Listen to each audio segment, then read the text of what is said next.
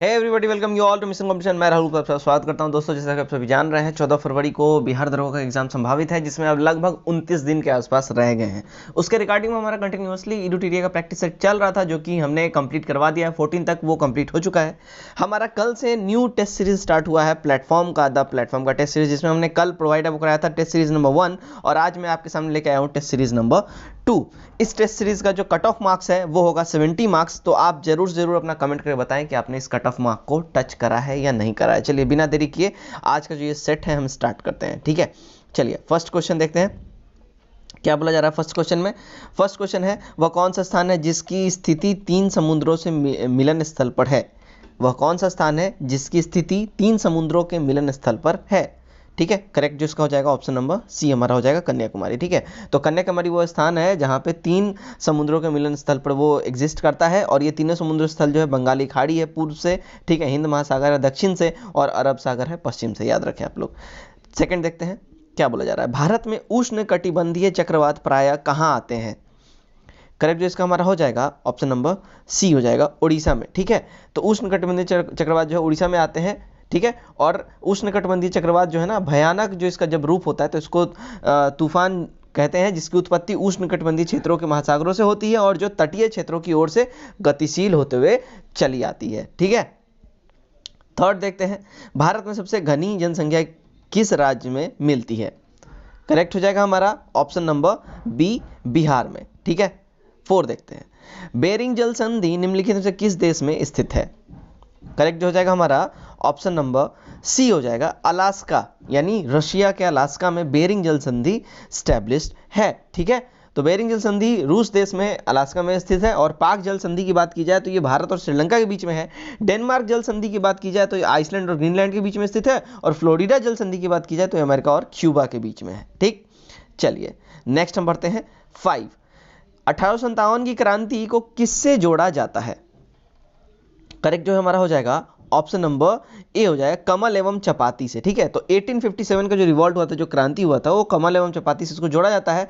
देखिए 10 मई 1857 ईस्वी को मेरठ की पैदल टुकड़ी, यानी कि नेटिव इन्फेंट्री ने 20 नेटिव इन्फेंट्री ने 1857 ईस्वी को क्रांति की शुरुआत की थी, और 1857 के विद्रोह का तत्कालीन कारण जो हुआ था वो नए इनफील्ड राइफलों का प्रयोग करना था, जिस वजह से उस समय जो है ये 1857 का विद्रोह हुआ था। कहा यह जाता था कि कारतूस का जो ढक्कन होता था ना, उसमें गाय और सुअरों की चर्बी से बनाया होता था, और उस समय उस कारतूस को जो है अपने दांतों से, यानी अपने मुंह से, यानी दांतों से खींच के उसके कैप को निकालना पड़ता था, और फिर वो गन में लोड किया जाता था, जिस वजह से हिंदू धर्म और मुस्लिम धर्म दोनों वर्गों के जो सिपाही उसमें थे, जो हिंदू धर्म के थे वो बोलते थे हम गाय की चर्बी इसमें मिली है, हम नहीं टच करेंगे। ठीक है, और मुस्लिम वर्ग के थे वो बोलते थे इसमें सुअर की चर्बी मिली है। ठीक है, तो इस वजह से 1857 का ये रिवॉल्ट का तत्कालीन कारण था, और बाकी इसके अलावा भी बहुत सारे कारण थे, लेकिन जो इमीडिएट कॉज की बात की जाए, तत्कालीन कारण की बात की जाए, वो यही था। ठीक है, चलिए 6 देखते हैं, डैश अटलांटिक महासागर को प्रशांत महासागर से जोड़ती है।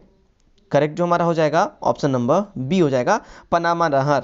ठीक है, 7 देखते हैं, लहसुन की अभिलक्षणिक गंध का कारण क्या होता है। लहसुन में जो एक तीक्ष्ण, एक बहुत ही स्ट्रांग जो स्मेल आता है, वो किस वजह से आता है, यहाँ पे ये बताना है। तो करेक्ट जो हमारा हो जाएगा ऑप्शन नंबर ए हो जाएगा सल्फर यौगिक के कारण। ठीक है, चलिए 8 देखते हैं, बांदीपुर वन्य जीव अभयारण्य डैश में स्थित है। कहाँ पे ये है, तो इसका करेक्ट जो आंसर हो जाएगा वो हो जाएगा ऑप्शन नंबर सी हो जाएगा हमारा कर्नाटक में। ठीक है, तो बांदीपुर वन जीव अभयारण्य कर्नाटक में अवस्थित है, और बांदीपुर वन जीव अभयारण्य जो है ना, इसकी स्थापना अगर पूछी जाए तो 1973 में इसकी स्थापना की गई थी। ठीक है, जिसमें, और जिम कॉर्बेट का बात किया जाए, जिम कॉर्बेट उद्यान यानी जिम कॉर्बेट पार्क की बात की जाए, तो उसका एस्टेब्लिशमेंट हुआ था 1936 में, जो कि जिम कॉर्बेट बहुत फेमस है, आप सभी लोग जानते भी होंगे। चलिए नेक्स्ट की ओर बढ़ते हैं। 9, कौन सा ग्रह पूर्व से पश्चिम की ओर चक्कर मारता है, घूमता है। ठीक है, करेक्ट हो जाएगा हमारा ऑप्शन नंबर सी शुक्र। ठीक है, तो शुक्र ग्रह पूर्व से पश्चिम की ओर घूमता है। शुक्र ग्रह सबसे गर्म ग्रह भी है, ये भी आप लोग ध्यान में रखें, और शुक्र ग्रह को सबसे चमकीला ग्रह भी कहा जाता है, इसलिए इसे चमकने वाला तारा भी कहा जाता है। ठीक है, और शुक्र और बुध के पास अपना कोई भी उपग्रह नहीं है, याद रखें, और सूर्य को पृथ्वी की जुड़वा बहन भी कहते हैं। तो शुक्र से रिलेटेड मैंने आपको इतने सारे फैक्ट्स बताए, सारे के सारे वीवीआई हैं, याद रखें, क्वेश्चन इससे बनते ही बनते हैं और एग्जाम में आते ही आते हैं। 10 नंबर, किस राज्य में गेहूं का प्रचुर मात्रा में उत्पादन होता है। करेक्ट हो जाएगा हमारा ऑप्शन नंबर सी उत्तर प्रदेश में। 11 देखते हैं, रमन प्रभाव किसकी विशिष्टता से संबंधित है? करेक्ट जो हमारा हो जाएगा ऑप्शन नंबर सी हो जाएगा, प्रकाश की। ठीक है, रमन प्रभाव जो है प्रकाश की विशिष्टता से संबंधित है। 12 देखते हैं, सूखे सेल यानी ड्राई सेल में एनोड का कार्य करने वाली छड़ बनी होती है किसकी? करेक्ट जो हमारा यहाँ पे हो जाएगा ऑप्शन नंबर ए हमारा हो जाएगा, कार्बन की बनी होती है। ठीक है, चलिए 13 देखते हैं, केंद्रीय बकरी अनुसंधान संस्था CGRI कहाँ पे स्थित है? करेक्ट जो हमारा हो जाएगा ऑप्शन नंबर ए हो जाएगा, मखदूम फरहा मथुरा में। ठीक है, मखदूम जो कि फरहा और मथुरा में है। ठीक है, तो केंद्रीय बकरी अनुसंधान संस्थान जो है मखदूम मथुरा में स्टैब्लिश्ड है। ठीक है, 14 देखते हैं, आलू भूमिगत अपरिवर्तित तना है जिससे कहा जाता है, क्या कहा जाता है ये बताना है। करेक्ट जो हमारा हो जाएगा ऑप्शन नंबर बी हो जाएगा, कंद बोला जाता है यानी ट्यूबर। ठीक है, नेक्स्ट की ओर बढ़ते हैं। 15, निम्नलिखित में से कौन सी एक कृषि क्रिया पर्यावरण के लिए अनुकूल है?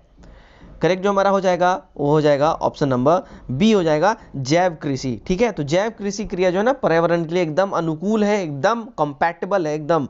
ठीक है, चलिए 16 देखते हैं, 16 में क्या बोला जा रहा है, आर्थिक नियोजन का लक्ष्य क्या होना चाहिए? करेक्ट जो हमारा यहाँ हो जाएगा, देखिए तो राष्ट्रीय आय में वृद्धि भी होगा, प्रति व्यक्ति आय में वृद्धि भी होगा और जीवन स्तर में वृद्धि भी होगा, यानी ऑप्शन नंबर डी हमारा एब्सोल्यूट करेक्ट हो जाता है। ठीक है, आर्थिक नियोजन के लक्ष्य में ये तीनों के तीनों ही होने चाहिए। ठीक है, चलिए 17 देखते हैं, 17 क्या बोल रहा है, खरीफ फसल की बुआई कब की जाती है?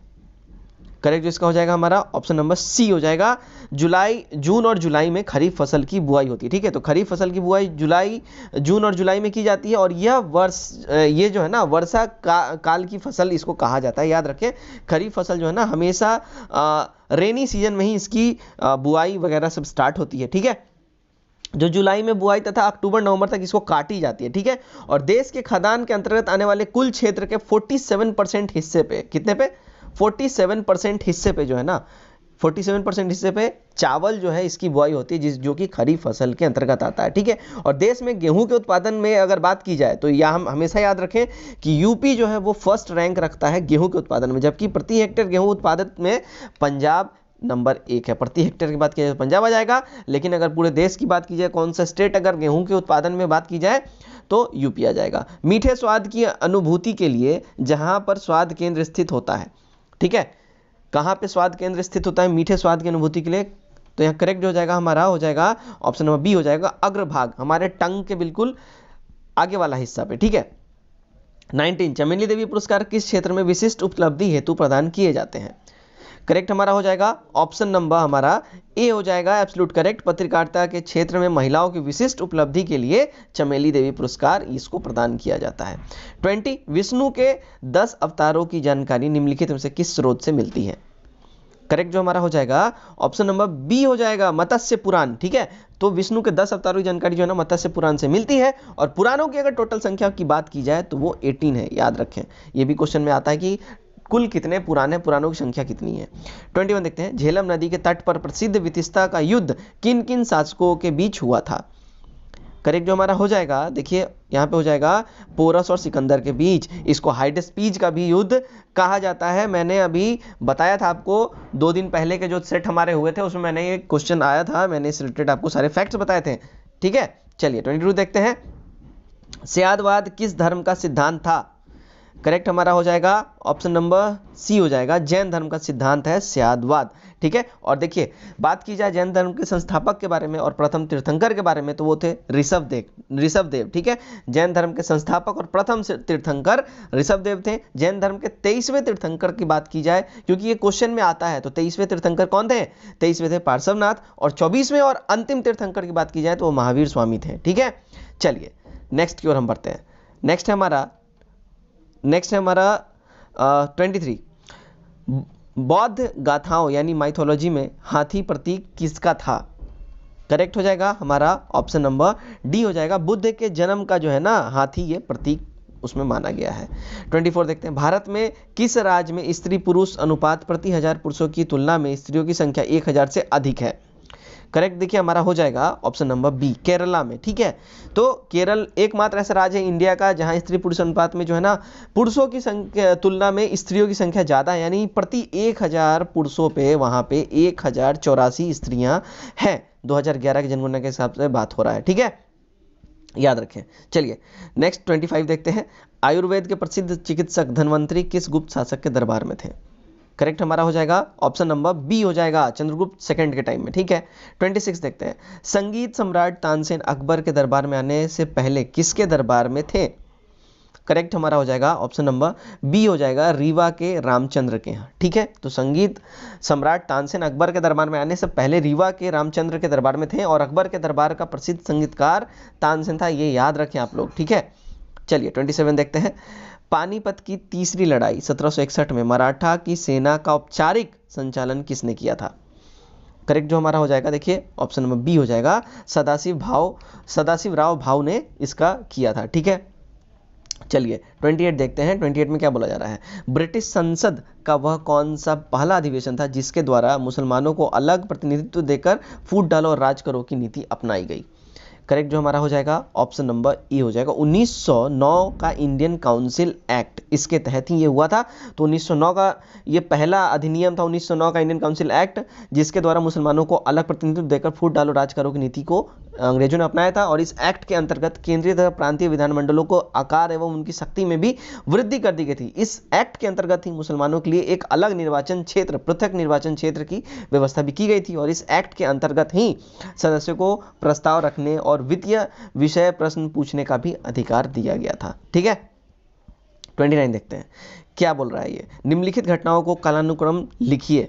ठीक है, तो देखिए इसका जो सही हमारा हो जाएगा, देखिए सबसे पहले मार्ले मिंटो सुधार। ठीक है, मार्ले मिंटो सुधार आया, कब आया ये? 1909 में आया। फिर मॉन्टेग्यू चेम्सफोर्ड सुधार आया, ये कब आया? मॉन्टेग्यू चेम्सफोर्ड सुधार ये आया था 1919 में। ठीक है, तो ये इसको 1 कर दीजिए, इसको 2 कर दीजिए। ठीक है, उसके बाद क्रिप्स मिशन कब आया? तो क्रिप्स मिशन आया 1942 में। और कैबिनेट मिशन कब आया? तो कैबिनेट मिशन आया 1946 में। करेक्ट जो हमारा यहाँ कूट हो जाएगा वो ऑप्शन नंबर सी हो जाएगा। ठीक, 30 देखते हैं। बहादुर शाह जफर के दोनों बेटों का सिर कलम करके चांदी की तस्तरी में उपहार के रूप में उसके पास किस क्रूर ब्रिटिश अधिकारी ने भेज दिया था? करेक्ट हो जाएगा हमारा option number C, general Hudson ने भेजा था। ठीक है, चलिए नेक्स्ट की ओर बढ़ते हैं। 31, संस्था और संस्थापकों के संबंध में निम्नलिखित में से कौन सा युग्म सुमेलित नहीं है?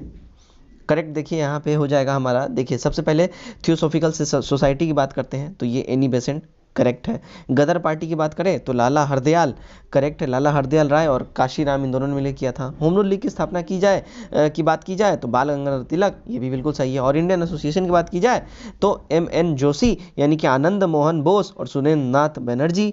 ठीक है, इंडियन एसोसिएशन। ठीक है, तो ये बिल्कुल ही हमारा सही हो जाएगा। तो यहाँ जो सही कूट हमारा है, यहाँ पे देखिए 31 की जो बात की जाए तो 31 का हमारा डी जो है युग्म सही सुमेलित नहीं की बात की जाए तो डी हमारा जो है ये सही सुमेलित नहीं है। इंडियन एसोसिएशन यहाँ MN जोशी की बात की जाए तो ये गलत है। इंडियन एसोसिएशन जो है ना आनंद मोहन बोस और सुरेंद्र नाथ बनर्जी के द्वारा इसकी स्थापना की गई थी। 32, 16 अक्टूबर 1905 को लॉर्ड कर्जन द्वारा बंग भंग की घोषणा की गई। इस संदर्भ में निम्नलिखित में से कौन सा कथन सही नहीं है? करेक्ट जो हो जाएगा हमारा हो जाएगा ऑप्शन नंबर बी, मुस्लिम लीग ने इसका खुलकर विरोध किया था, ये यहाँ पे गलत है। ठीक है, 16 अक्टूबर 1905 को लॉर्ड कर्जन के द्वारा बंग भंग का घोषणा किया गया, इस संदर्भ में मुस्लिम लीग ने इसका खुलकर विरोध किया, यह कथन सही नहीं है। ठीक है, उन्होंने इसका स्वागत किया था। ठीक है, और प्राचीन स्मारक परीक्षण अधिनियम 1904 के द्वारा कर्जन ने भारत में पहली बार ऐतिहासिक इमारतों की सुरक्षा एवं मरम्मत की ओर भी ध्यान दिया था। तो लॉर्ड कर्जन के रीजन में यहाँ पे ये भी बात ध्यान रखने वाली है। ठीक है, चलिए 33, कुचिपुड़ी कहाँ की शास्त्रीय नृत्य शैली है? करेक्ट जो हो जाएगा हमारा ऑप्शन नंबर डी हो जाएगा, आंध्र प्रदेश की। ठीक है, चलिए 34, हंटर आयोग का गठन जो है ना, हंटर आयोग गठन किस लिए हुआ था? करेक्ट हो जाएगा ऑप्शन नंबर सी हो जाएगा, जलियांवाला बाग हत्याकांड की जांच के लिए। ठीक है, चलिए नेक्स्ट की ओर बढ़ते हैं। 35, भारतीय संविधान के अनुसार राज्यसभा का विघटन कब होता है?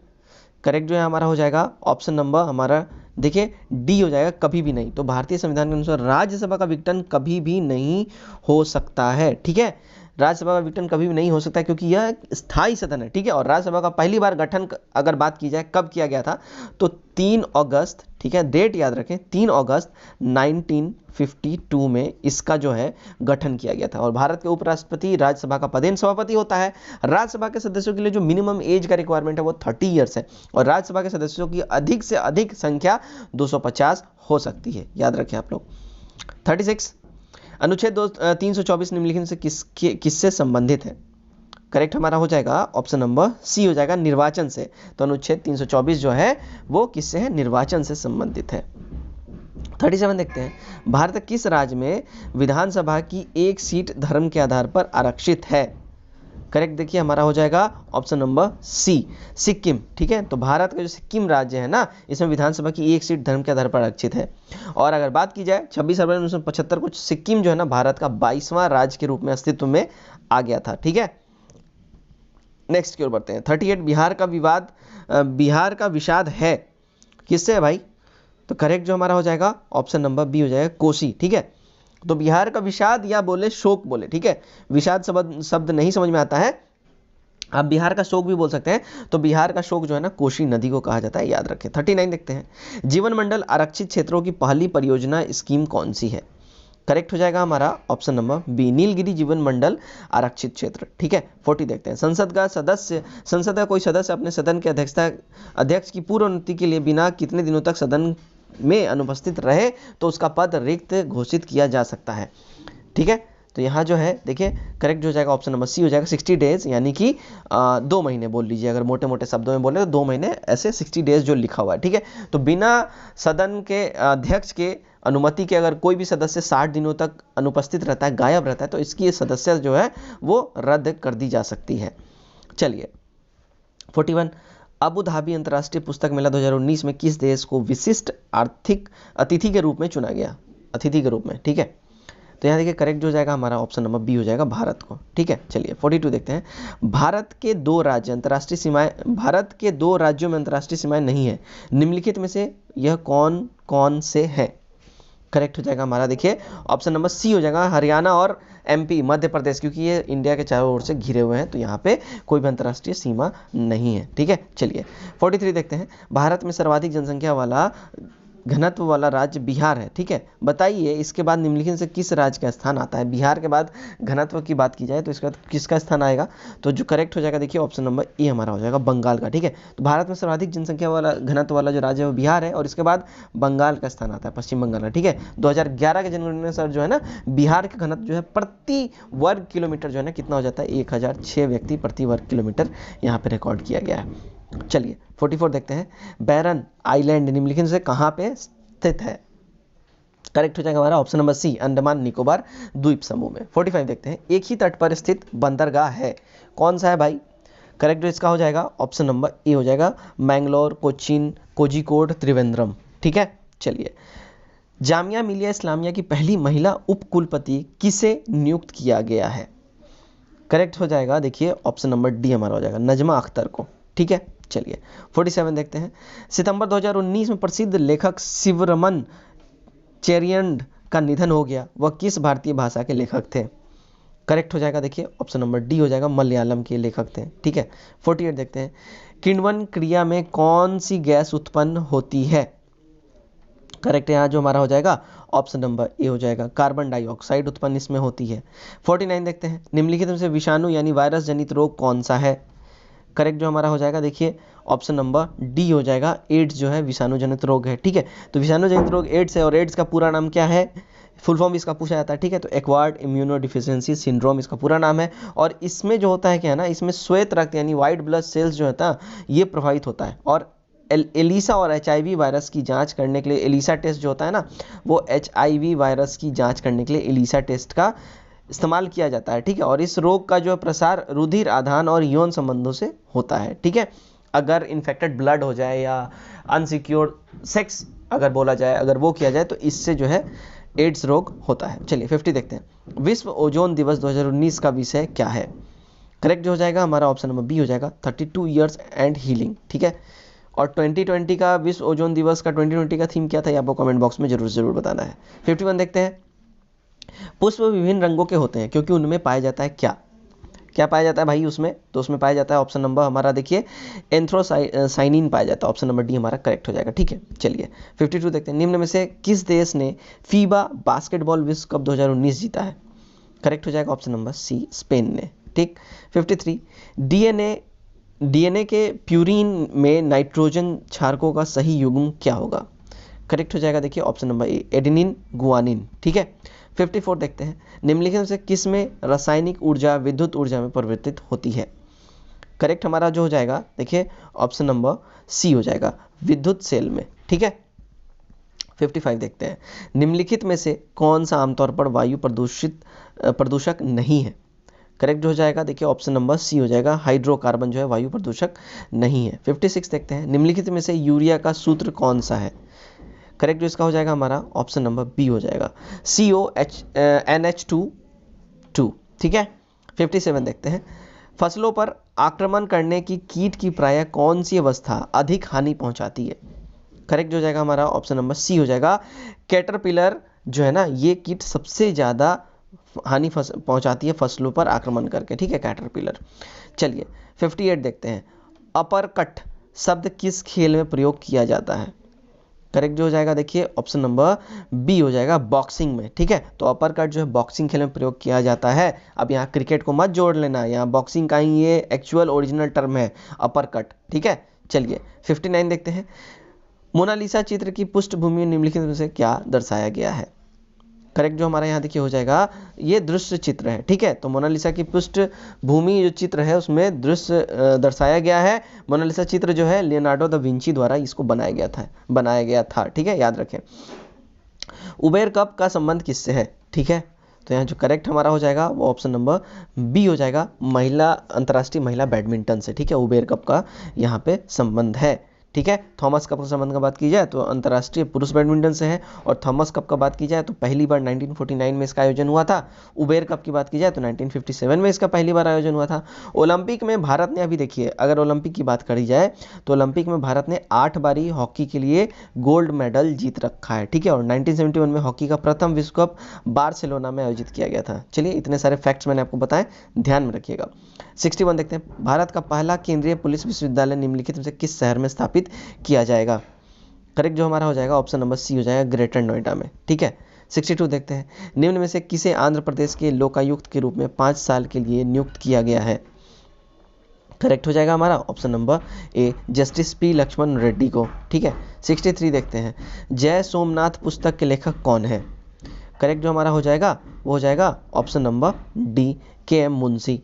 ठीक, देखिए स्फिग्मोमैनोमीटर ये जो है नामक यंत्र से क्या नापा जाता है, किस लिए इसका इस्तेमाल होता है? ठीक है, तो इसका जो होता है ब्लड प्रेशर नापने के लिए होता है स्फिग्मोमैनोमीटर का। ठीक है, 65 हास्य गैस यानी लाफिंग गैस क्या है? तो ये है नाइट्रस ऑक्साइड, ऑप्शन नंबर ए हमारा यहाँ पे एब्सोल्यूट करेक्ट हो जाएगा। ठीक है, nitrous oxide, I am sorry यहाँ पे मैंने ध्यान नहीं दिया, नाइट्रिक ऑक्साइड है। ठीक है, यहाँ पे नाइट्रस ऑक्साइड की बात हो रही है, तो nitrous oxide option number D हमारा एब्सोल्यूट करेक्ट हो जाएगा। चलिए नेक्स्ट की ओर हम बढ़ते हैं। 66 जल की स्थायी कठोरता का कारण क्या होता है? तो करेक्ट जो इसका हो जाएगा वो हो जाएगा ऑप्शन नंबर बी, कैल्शियम तथा मैग्नीशियम के क्लोराइड और सल्फेट। ठीक, चलिए 67 सबसे लंबा जीवित वृक्ष कौन है? करेक्ट हो जाएगा हमारा देखिए ऑप्शन नंबर बी हो जाएगा, सिकोया। ठीक है, 68 देखते हैं, न्यूजीलैंड में पाया जाने वाला उड्डयहीन जो उड़ नहीं सकता वो कौन सा पक्षी है? करेक्ट हो जाएगा हमारा ऑप्शन नंबर सी, कीवी। और कीवी जो है न्यूजीलैंड का राष्ट्रीय पक्षी भी, याद रखें। जीवन चक्र की दृष्टि से पौधे का सबसे महत्वपूर्ण अंग कौन सा होता है? करेक्ट देखिए हमारा हो जाएगा यहाँ पे ऑप्शन नंबर ए, पुष्प। ठीक है, तो जीवन चक्र की दृष्टि से पौधे का सबसे महत्वपूर्ण अंग जो होता है वो पुष्प होता है, और पुष्प पौधे का जनन अंग होता है। ठीक है, चलिए 70 देखते हैं, 70 क्या बोला जा रहा है? ओजोन परत के क्षरण के लिए अंतर्राष्ट्रीय दिवस प्रत्येक वर्ष किस दिन मनाया जाता है? यानी ओजोन दिवस जो है ये इंटरनेशनल रूप से कब मनाया जाता है? तो 60 हमारा जो हो जाएगा ऑप्शन नंबर डी सही हो जाएगा, 16 दिसंबर को ओजोन परत के क्षरण के लिए अंतर्राष्ट्रीय दिवस के रूप में इसको मनाया जाता है। 71 देखते हैं, रेडियोधर्मी पदार्थ उत्सर्जित करता है कौन? करेक्ट जो हो जाएगा देखिए ऑप्शन नंबर यहाँ पे देखिए बीटा कण भी है, अल्फा कण भी है, गामा कण भी, ऑप्शन नंबर डी हमारा एब्सोल्यूट करेक्ट हो जाएगा। ठीक है, चलिए 72 देखते हैं, पटना में अनुशीलन समिति की शाखा स्थापित की थी किसने? करेक्ट जो इसका हो जाएगा देखिए ऑप्शन नंबर हमारा बी हो जाएगा। ठीक है, क्या हो जाएगा बी। ठीक है, तो पटना में अनुशीलन समिति की शाखा जो है सच्चिदानंद सन्याल ने इसकी स्थापना की थी। और अनुशीलन समिति की स्थापना की बात की जाए तो 1940 ईस्वी में बरीन्द्रनाथ घोष और भूपेंद्र दत्त के द्वारा इसका किया गया था। और ढाका अनुशीलन समिति की स्थापना पुलीन बिहारी दास द्वारा किया गया था, याद रखें आप लोग। ठीक है, 73 जब हम बकरी या भेड़ का मांस खाते हैं तब हम क्या होते हैं, किस टाइप के हम उपभोक्ता होते हैं? तो करेक्ट हो जाएगा हमारा ऑप्शन नंबर बी हो जाएगा, द्वितीय उपभोक्ता हम कहलाएंगे। ठीक है, हड़प्पा में मिट्टी के बर्तनों पर सामान्यतः किस रंग का उपयोग हुआ था? करेक्ट जो इसका हो जाएगा देखिए ऑप्शन नंबर हमारा ए हो जाएगा, लाल रंग के। ठीक है, ऋग्वेद संहिता का 9वां मंडल पूर्णतः किसको समर्पित है? करेक्ट हो जाएगा देखिए ऑप्शन नंबर डी हो जाएगा, सोम और इस पे पर नामाकृत देवता के ऊपर। ठीक है, तो सोम के ऊपर इस पूरा का पूरा समर्पित है। निम्नलिखित में से कौन भूमि उत्पाद पर लगने वाले कर को इंगित करता है? करेक्ट देखिए हमारा हो जाएगा देखिए खराज भी होता है। ठीक है, उसके बाद यहाँ पे आपका उस्र भी होता है और मुक्त भी होता है। ऑप्शन नंबर डी हमारा यहाँ पे करेक्ट हो जाएगा। ठीक है, 77 देखते हैं। चंपारण आंदोलन 1917 था, एक क्या था? तो ये एक था किसान आंदोलन। ठीक है, चंपारण आंदोलन। ठीक है, चंपारण आंदोलन 1917 था एक किसान आंदोलन। और चंपारण सत्याग्रह जो है ना गांधी जी का भारत में सबसे पहला सत्याग्रह भी था, याद रखें। और कृषकों को निहलों से मुक्ति दिलाने के लिए राजकुमार शुक्ल ने के अनुरोध पर गांधी जी चंपारण गए थे और गांधी जी के तीन-कठिया पद्धति को समाप्त किया था, गांधी जी ने। ठीक है, चलिए नेक्स्ट की ओर हम बढ़ते हैं। 78 मयूर सिंहासन पर बैठने वाला अंतिम मुगल सम्राट लास्ट कौन था? करेक्ट देखिए हो जाएगा हमारा option number B, Mahmud Shah. ठीक है, तो मयूर सिंहासन पर बैठने वाला अंतिम मुगल सम्राट कौन था? महमूद शाह था। और ईरान के सम्राट नादिर शाह ने 1739 ईस्वी में दिल्ली पर आक्रमण किया और उस समय दिल्ली का शासक महमूद शाह ही था। ठीक है, और वहां से ये नादिर शाह ने इसको लूट के फिर ईरान ले गया। ठीक है, और नृत्य गान के प्रति इतना ज़्यादा उसका रुझान था महमूद शाह को कि इसको रंगीला बादशाह के नाम से भी महमूद शाह को जाना जाता था। ठीक है, 79 1856 में निम्नलिखित कानून पारित हुआ। कौन सा कानून पारित हुआ भाई? करेक्ट देखिए इसका क्या क्या हो जाएगा, तो इसका जो हो जाएगा हमारा देखिए धार्मिक असुविधा कानून ये हो गया। और उसके बाद हमारा हिंदू विधवा पुनर्विवाह, तो ये जो है ना ये दोनों कानून 1856 में पारित हुआ था। ऑप्शन नंबर हमारा यहाँ एब्सोल्यूट हो जाएगा ए सही। ठीक है, 80 देखते हैं। हमारी आकाशगंगा केंद्र की परिक्रमा करने में सूर्य को समय लगता है कितना? करेक्ट हो जाएगा ऑप्शन नंबर डी, 25 करोड़ वर्ष। ठीक है, तो हमारी आकाशगंगा केंद्र की परिक्रमा करने में सूर्य को 25 करोड़ साल लगता है। 81 देखते हैं। अग्नेय चट्टानों के लिए निम्नलिखित में से कौन सा कथन सत्य है? करेक्ट हो जाएगा देखिए हमारा यहाँ हो जाएगा ऑप्शन नंबर सी, वे क्रिस्टलीय तथा अक्रिस्टलीय दोनों ही होते हैं। ठीक है, चलिए नेक्स्ट की ओर हम बढ़ते हैं। नेक्स्ट है हमारा 82 निम्नलिखित में कौन भूमि बंधित है? करेक्ट जो इसका हो जाएगा देखिए ऑप्शन नंबर सी हो जाएगा, लूनी। ठीक है, तो लूनी जो है ना भूमि बंधित ये है। ठीक है, तो लूनी भूमि बंधित नदी है और लूनी नदी जो है कच्छ के रण में समाहित हो जाती है यानी गायब हो जाती है। और ताप्ती जो है ना ताप्ती नदी का उद्गम बैतूल झील के मुल्ताई नगर से होता है और 722 मीटर की ऊंचाई से इसका होता है। कृष्णा नदी का बात किया जाए तो कृष्णा नदी का उद्गम जो है महाबलेश्वर के समीप पश्चिम की घाटी के पहाड़ से होता है। और लूनी नदी की बात की जाए तो लूनी नदी का उद्गम स्थल जो है अजमेर जिले में स्थित नाका पहाड़ है वहाँ से होता है। और नर्मदा नदी का उद्गम स्थल विंध्याचल पर्वत श्रेणी से होता है। ठीक है, चलिए नेक्स्ट की ओर बढ़ते हैं। 83 बिहार विधान परिषद के सदस्यों की संख्या कितनी है? बिहार विधान परिषद के सदस्यों की संख्या कितनी है? तो वो है 75। ठीक है, चलिए नेक्स्ट की ओर बढ़ते हैं। नेक्स्ट है हमारा 84 वह प्रथम बिहारी जो सुप्रीम कोर्ट के मुख्य न्यायाधीश बने, कौन है वो? करेक्ट जो है यहाँ हमारा हो जाएगा ऑप्शन नंबर बी हो जाएगा, भुवनेश्वर प्रसाद सिन्हा। ठीक है, लोकसभा को उसके कार्यकाल की समाप्ति के पूर्व ही भंग किया जा सकता है। कैसे भंग किया जा सकता है? तो करेक्ट हो जाएगा देखिए ऑप्शन नंबर यहाँ सी हो जाएगा, राष्ट्रपति द्वारा मंत्रिपरिषद की सलाह देने पर ही ये भंग कर सकते हैं राष्ट्रपति। नेक्स्ट क्वेश्चन हमारा क्वेश्चन नंबर 86 लोकसभा चुनाव का कोई प्रत्याशी अपनी जमानत राशि खोदता है, यदि उसे प्राप्त ना हो सके कितना वोट नहीं प्राप्त हो सके? तो यहाँ देखिए सारे ऑप्शंस में कोई भी करेक्ट नहीं है। ऑप्शन नंबर डी हमारा सही हो जाएगा, ऑप्शन कोई भी नहीं। इसका जो करेक्ट हो जाएगा ना देखिए यदि प्राप्त वैध मतों का 1/6 ठीक है 1/6 प्राप्त नहीं होता है उस प्रत्याशी को तो वो अपना जमानत राशि खो देगा। चलिए नेक्स्ट की ओर हम बढ़ेंगे। नेक्स्ट है हमारा 87 क्या बोल रहा है, भारत ने निम्न में से किस देश को हरा कर under 19 Asia cup cricket tournament का खिताब जीता? करेक्ट हो जाएगा ऑप्शन नंबर डी, बांग्लादेश को। ठीक है, 88 राष्ट्रपति रामनाथ कोविंद ने निम्न में से किस देश में महात्मा गांधी को एक कांस्य प्रतिमा का उद्घाटन किया? करेक्ट हो जाएगा हमारा ऑप्शन नंबर ए, स्विट्जरलैंड में। ठीक है, 89 देखते हैं क्या बोल रहा है। निम्न में से किस शहर ने भारत के सबसे बड़े महिला स्टार्टअप शिखर सम्मेलन 2019 की मेजबानी की? करेक्ट जो है हमारा हो जाएगा ऑप्शन नंबर बी हो जाएगा, कोच्चि। ठीक है, तो भारत के सबसे बड़े महिला स्टार्टअप शिखर सम्मेलन 2019 में मेजबानी का श्रेय जो है कोच्चि, केरल को जाता है। ठीक है, नेक्स्ट की ओर हम बढ़ेंगे। 90 एमी अवार्ड 2019 के तहत किस फिल्म को सर्वश्रेष्ठ ड्रामा श्रृंखला का अवार्ड मिला? करेक्ट हो जाएगा option number A, game of thrones को। चलिए नेक्स्ट है हमारा क्वेश्चन नंबर 91, कर्क रेखा भारत के कितने राज्यों से होकर गुजरती है? करेक्ट जो हमारा देखिए हो जाएगा 8 राज्यों से होकर ये गुजरती है, याद रखें। ठीक है, यहाँ जो है देखिए कर्क रेखा भारत के 7, आई एम सॉरी यहाँ पे मेरी गलती है, I am sorry for that. कर्क रेखा जो भारत के 7 राज्यों से होकर गुजरती है यहाँ पे। ठीक है, तो कर्क रेखा भारत के 7 राज्यों से होकर गुजरती है। भारत में कर्क रेखा जो है राजस्थान, गुजरात, मध्य प्रदेश, छत्तीसगढ़, पश्चिम बंगाल, ठीक है, उसका त्रिपुरा और मिजोरम, 7 राज्यों से होकर ये गुजरती है। ठीक है, याद रखें आप लोग। ठीक है ना, चलिए नेक्स्ट क्वेश्चन की ओर हम बढ़ते हैं। नेक्स्ट है हमारा 92, गांधी जी के 150वीं वर्षगांठ पर बीइंग गांधी नामक पुस्तक का विमोचन किया गया, इस पुस्तक के लेखक कौन है? करेक्ट जो हो जाएगा हमारा ऑप्शन नंबर बी, पारो आनंद। ठीक है, चलिए 93 देखते हैं, यमुना नदी के किनारे बसा शहर कौन सा है? करेक्ट जो हो जाएगा हमारा ऑप्शन नंबर सी हो जाएगा, आगरा। ठीक है, तो यमुना नदी के किनारे देखिए कौन कौन शहर यमुना नदी के किनारे आगरा शहर बसा हुआ है, और मथुरा और दिल्ली यमुना नदी के तट पर बसा हुआ है। ठीक है, चलिए नेक्स्ट की ओर हम बढ़ते हैं। 94 की बात की जाए तो वर्ष 2018 के लिए किन्हें मैन बुकर पुरस्कार सम्मानित किया गया? तो ये काफ़ी पुराना करंट अफेयर्स एक तरीके से हो जाता है, बट फिर मैं इसका आंसर आपको बताता हूँ, फटाफट से आप देख लें।